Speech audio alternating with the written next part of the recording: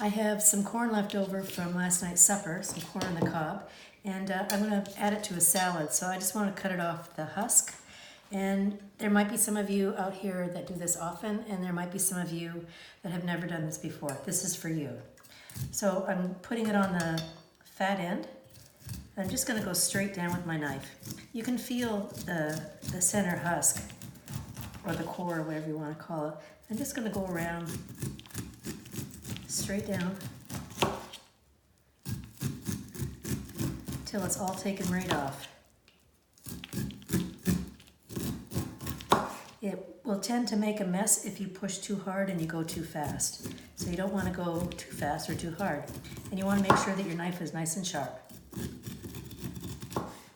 And that's it. I'm going to add this to my salad. I'm going to break some of it up now.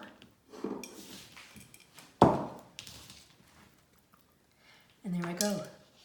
What's for lunch at your house? Thanks for watching. My name's Jill. Have a great day.